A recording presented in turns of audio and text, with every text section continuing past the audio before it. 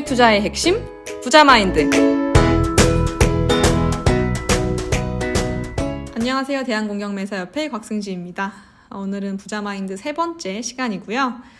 세 번째로 제가 여러분들께 읽어드릴 챕터 제목은 직장인은 절대로 부자가 될 수 없다 입니다. 그러니까 되게 냉정한 말이죠. 어찌 보면은 좀 비관적이고 또 운명론적으로 비춰지기도 하는데 사실은 여러분들이 다 알고 계시는 팩트일 거예요. 팩트. 제 방송을 이제 들으시는 많은 분들이 그러니까 직장 생활을 하고 계시는 분들일 텐데요. 물론 뭐 자영업을 하고 계시는 분들도 있고 아니면 여성분이건 남성분이건 좀 주부로서 그런 주부 생활을 하고 계시는 분들도 분명 있으실 테지만 아마 추정하기로는 직장 생활하고 계시는 분들이 대다수일 것 같아요. 근데 그런 본인분들도 이미 이 팩트를 알고 있거나 인식하고 살고 있거나 혹은 내가 머리로는 이미 알고 있는 내용이고 인식은 하고 있으나 애써 외면 중이거나 둘 중에 하나일 것 같은데 이제 외면하는 이유는 그거겠죠. 이거를 내가 인식을 하고 인정을 하는 순간 너무 하루하루가 고달파지니까 가뜩이나 출근하기도 싫고 회사 생활은 너무 힘든데 내가 이렇게 힘들게 스트레스 받으면서 회사 생활을 하는 그 끝이 부자가 아니면 너무 더 힘들어지고 스트레스를 받잖아요. 그래서 애써 외면 중이신 분들도 계실 텐데요. 이 팩트는 여러분 머릿속에 이제 외우고 있어야 되고 사실 인식을 하고 있어야 되는 게 이 팩트의 현실을 부정하는 사람은 그 부정을 할 만한 그 도피책, 그러니까 자기 합리화를 하는 거죠. 그 도피책을 찾게 되고 또 반대로 이 현실을 긍정하는 사람은 그 해결을 할 수 있는 이제 해결책을 찾기 마련이니까 일단은 여러분들 이 팩트는 이제 긍정을 하고 제 방송을 들어주시면 좋을 것 같고 일단 직장인이라고 하면 정해진 급여를 받는 직업을 가진 사람을 의미하죠. 뭐 저 때도 그렇고 수능 공부를 할 때 제가 수능을 본 거는 그렇게 오래된 시절은 아니지만 요즘도 이제 수험생분들이 수능 시험을 잘 보려고 정말 밤새서 이렇게 공부를 하고 그렇게 공부를 하는 목적은 소위 명문대, 그러니까 스카이대학 같은 명문대에 들어가기 위해서 정말 엄청난 노력을 하면서 밤새서 공부를 하죠. 그러면은 그 뒤의 결과가 뭐 대학을 졸업을 하고 취업을 하게 되는 그 루트를 이제 보편적으로 봤는데 그러면 정말 어린 시절 수험생 시절 때부터 갖고 있는 그 대단한 투지와 열망을 가지고 결국엔 선택한 직업이 바로 직장인이라는 그 꼬리표란 말이에요. 뭐 중소기업이든 아니면은 이름만 들으면 누구나 알고 있는 그런 대기업을 가든 결국에는 직장인이라는 꼬리표를 달고 있는 거니까 그러면은 제가 앞서 말씀드렸다시피 직장인은 부자가 될 수 없는데 여기서 이제 이해가 안 된다고 하시는 분들이 있으실 거예요. 그러면은 뭐하러 그렇게 열심히 공부하고 명문대에 들어가냐 이렇게 질문을 할 수 있는 분들이 계신데 저희가 다른 거를 다 빼서라도 돈적인 부분만 한번 얘기를 해보면요. 연봉을 1억 원을 받는 직장인이 있다고 저희가 가정을 하면 세금을 떼고 실제로 수령하는 금액은 약 6,500만 원 정도이고요. 그러면은 한 달에 실수령액으로 봤을 때 약 500만 원을 조금 더 버는 정도의 수준이거든요.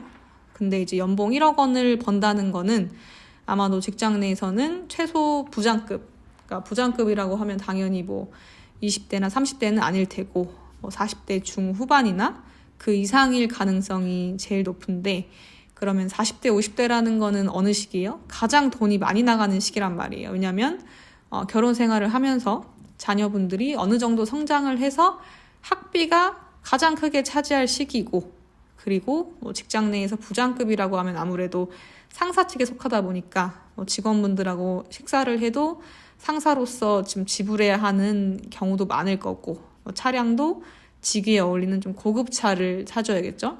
물론 나는 직급은 높은데 차 그런 고급차 필요 없다라고 이제 얘기하시는 분들도 있으시겠지만 그러면 너무 그 재미가 없잖아요. 네.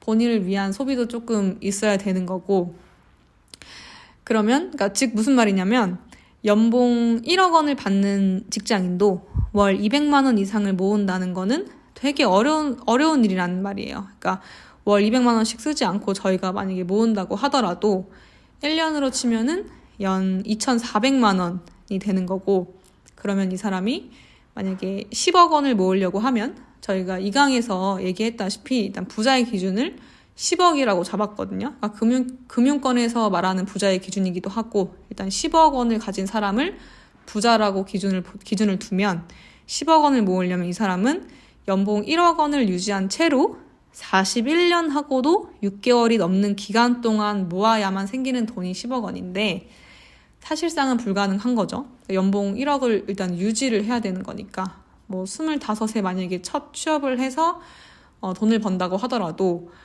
그때부터 퇴직할 때까지 연봉 1억 원을 유지를 해야 된다는 거니까 25세 취업을 했다고 하더라도 40년이면은 65세예요. 그러니까 퇴직할 나이고 사실 그 나이도 좀 지난 나이인데 연봉 1억 원을 그 기간 동안 유지한다는 거는 사실상 불가능하다. 사실상 불가능하지만 그게 만약에 가능하다라고 저희가 가정을 할지라도 과연 그 삶이 행복할까라고 생각을 하면 저희가 행복하려고 돈을 버는 거잖아요.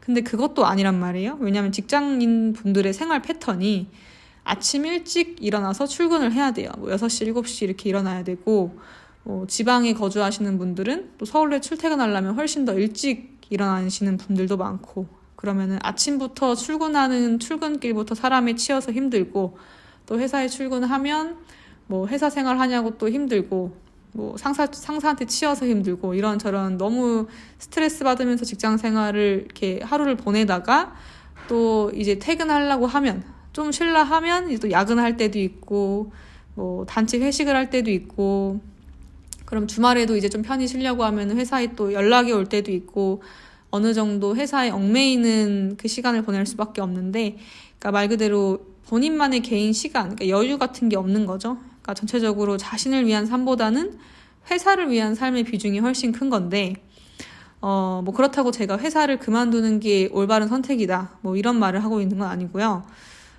저희가 직업을 선택하는 이유는, 그러니까 직장 생활을 하는 이유는 행복하기 위해서잖아요. 그러니까 행복하기 위해서 돈이 필요하고, 그러면은 돈을 벌기 위해서 저희는 직업이라는 게 필요하고, 직업을 저희는 직장인, 그러니까 직장 생활을 하는 걸로 선택을 한 건데, 그러면 내가 정말 큰 돈을 벌 수 있는 자영업을 해보고 싶다, 이런 식으로 아예 내가 직업을 바꾸는 것이 아니면 내 선택은 뭐 미룰 수도 없고, 저도 마찬가지고요.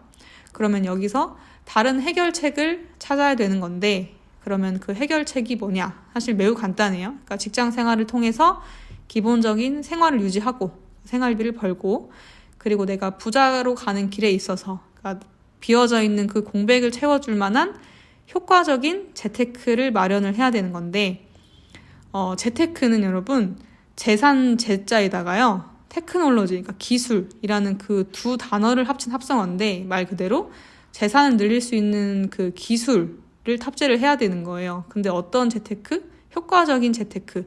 그러니까 왜 효과적이어야 되냐면, 일단은 가장 기본적으로 돈 버는 수단이 된 그 회사 생활은, 직장 생활은 내가 컨트롤 할 수가 없어요. 그러니까 가장 기본적인 출퇴근 시간도 정해진 출퇴근 시간에 저희는 회사 안에 있어야 되고요. 연봉 같은 경우에도 내가 나 같은 경우에는 너무 열심히 일하고 내가 실적도 좋으니까 연봉을 한 최소 1.5배에서 한 2배 정도는 받고 싶은데 라는 생각을 100번 1000번을 해도 연봉은 회사에서 주는 대로 받아야 되고, 뭐 기타 다른 부수적인 분들도 저희 손 안에 있는 게 아니기 때문에. 근데 재테크는 반대로 어때요? 재테크를 할지 말지도 저희가 저희 손으로 선택을 할 수 있는 거고, 그리고 그 재테크 중에서도 어떤 재테크를 할지조차도 저희가 선택할 수 있는, 그러니까 쉽게 말해서 컨트롤이 가능하고 나의 손 안에 있는 분야란 말이에요. 그러니까 그 부분만큼은 저희가 효과적인 걸 택해야 되는 거고, 왜냐면 직장 생활 하냐고 가뜩이나 내 시간적 여유도 없는데 재테크 하는데 막 시간 낭비하고 돈 낭비하면 얼마나 억울해요. 그러니까 재테크만큼은 저희가 효과적인 재테크를 선택을 해야 되는 거고, 그러려면 효과적인 재테크의 조건이 뭔지부터 알아야 저희가 선택을 할 수 있잖아요. 그래서 효과적인 재테크의 조건에 대해서 저희가 4강에서 한번 얘기를 해보도록 하고, 3강은 여기서 마치도록 하고요. 여러분, 방송 중에서 좀 궁금하신 점이나 한번 하고 싶은 얘기가 있으신 분들은 편하게 댓글 달아주시고, 그리고 제가 댓글창에 제 이메일 또 이렇게 남겨놓을 테니까 개인적으로 이메일 보내주셔도 좋고요. 그러면 오늘 방송은 여기서 마치도록 하고 저희는 4강에서 뵙는 걸로 하겠습니다. 감사합니다. 구독과 좋아요는 필수인 거 아시죠? 소중한 분들과 함께 해주세요.